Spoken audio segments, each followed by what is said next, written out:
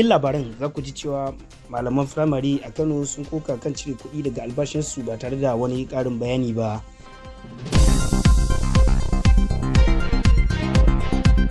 Gobara ta ƙone sashen wani asibiti a jihar Legas.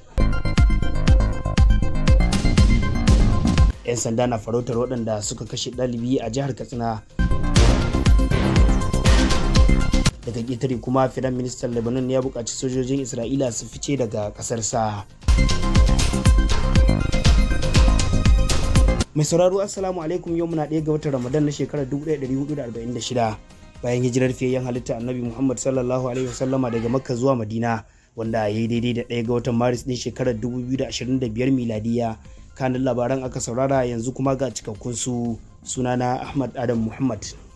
Malaman makarantar firamare a jihar Kano sun koka kan cire kuɗi daga albashinsu na watan Fabrairu ba tare da wani bayani ko gargaɗi daga gwamnati ba, inda wasu daga cikinsu suka rasa har naira 33,000.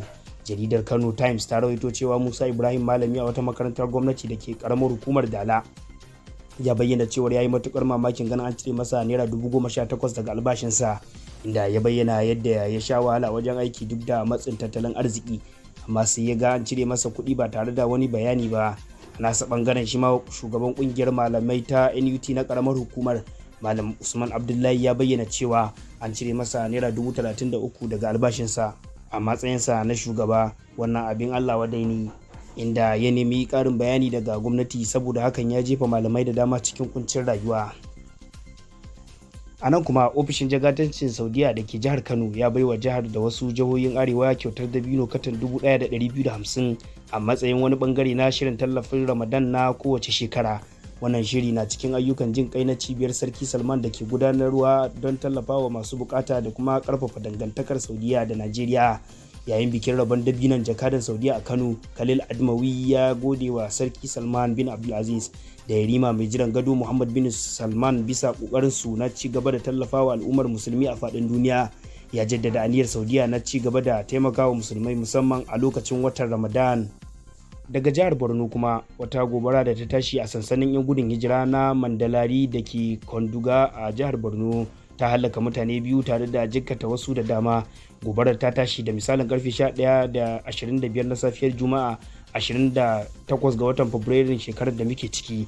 Gobarar ta bazu zuwa yankuna da ke da cinkoson jama'a, inda ta cinye matsugunan wucin gadi da kuma kayayyaki masu tarin yawa.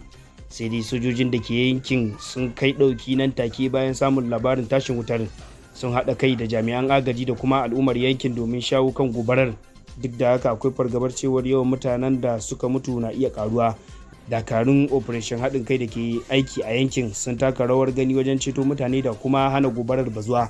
Hukumar kashe gobara ta jihar Borno tare da haɗin gwiwar sojoji da hukumomin agaji sun yi ƙoƙarin shawo kan lamarin.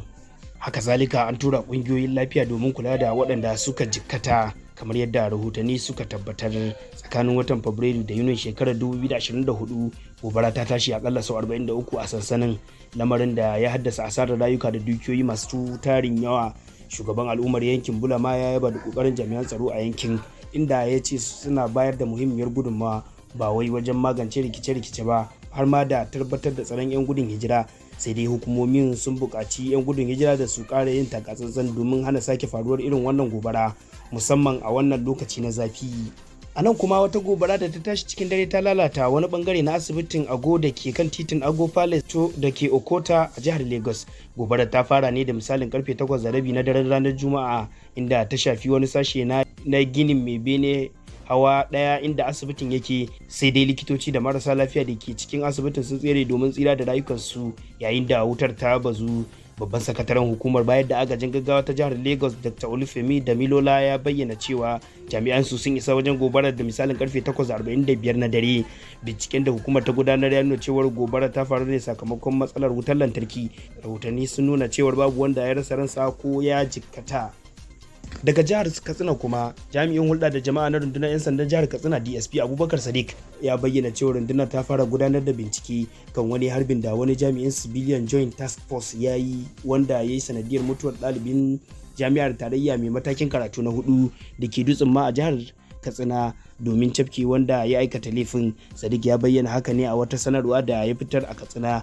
A cewar sanarwar da na 'yan sandar jihar ta fara gudanar da bincike kan wani harbin da wani jami'in rundunar haɗin gwiwa na civilian task force ya yi. Lamarin ya yi sanadiyar raunata wani direban okada da kuma mutuwar wani ɗalibi mai mataki na 4 na jami'ar tarayya ta Dutsen ma. Rahotanni sun nuna cewa ranar 23 ga watan Fabrairun shekarar da muke ciki da misalin karfe 11:26 na safe, wani direban babur na haya da ke jigilar fasinja Sa'idu Abdulkadir ya haɗu da tawagar JTF a cikin motar Hilux. Ɗaya daga cikin JTF ɗin ya yi harbin kan waɗanda lamarin ya rutsa da su, lamarin da ya sanadin jikkatar mai babur ɗin. Ba tare da ɓata lokaci ba, jami'an 'yan sanda suka kai ɗauki inda suka garzaya da waɗanda abin ya shafa zuwa babban asibitin Dutsen ma. Daga baya aka mika Sa'idu asibitin kashi na Katsina inda aka tabbatar da rasuwarsa. A nan kuma wani malamin makaranta a jihar Borno, Hassan Bukar, ya bayyana yadda ya shafi watanni 20 ba tare da karɓar albashi ba. Duk da cewa an wanke shi daga zargin kin zuwa aiki ba tare da izini ba, Bukar, malamin turanci a makarantar GSS da Masak, ya bayyana cewa an dakatar da albashinsa ne bayan an zargi shi da kin zuwa aiki na tsawon makonni 3, alhali yana kula da matarsa a asibiti wacce ke fama da rashin lafiya. A hirarsa da Wiki Times, Bukar ya ce ya sanar da shugaban makarantar Alhaji Shatima Ali halin da yake ciki, amma sai aka mika sunansa ga ma'aikatar ilimi bisa zargin kin zuwa aiki da gangan. Duk da haka, bayan an sallame su daga asibiti, ya rubuta takardar neman afuwa tare da kuma bakin aikinsa, amma har yanzu ba a dawo masa da albashinsa ba. Rahotanni sun bayyana cewa an wanke Bukar daga duk wani zargi, inda har aka yaba da kokarinsa a matsayin ɗaya daga cikin ƙwararrun malamai a makarantar. Sai dai duk da haka gwamnati ta gaza dawo masa da albashinsa ko ci gaba da biyansa. Daga ƙetare kuma, sabon firaministan Lebanon ya buƙaci dakarun Isra'ila su janye gaba ɗaya daga gabashin ƙasarsa. Dakarun Isra'ila na ci gaba da kasancewa a yankin tun bayan yarjejeniyar tsagaita wuta da ta fara aiki a watan Nuwamba shekarar da ta gabata. Sai dai Isra'ila ta bayyana cewa tana samar da tsaro ne kan iyakokinta, saboda har yanzu Hezbollah na ci gaba da gudanar da ayyukanta a yankin. A wata ziyara da ya kai a ƙauyen gabashin ƙasar, Nawab Salam ya ce yana neman goyon baya daga ƙasashen waje domin ganin dakarun sun janye gaba ɗaya daga yankin.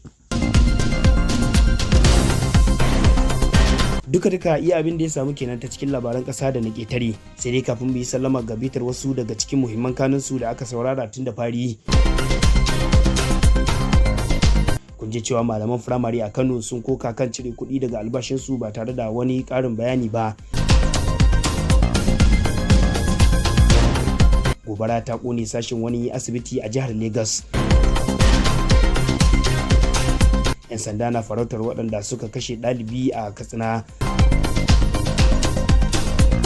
Daga ƙetare kuma, firaministan Lebanon ya buƙaci sojojin Isra'ila su fice daga ƙasarsa. Yanzu kuwa, a madadin sashen labarai da al'amuran yau da kullum na Global Hausa, Ahmad Adam Muhammad da na karanta labaran nake fatan mu kasance lafiya.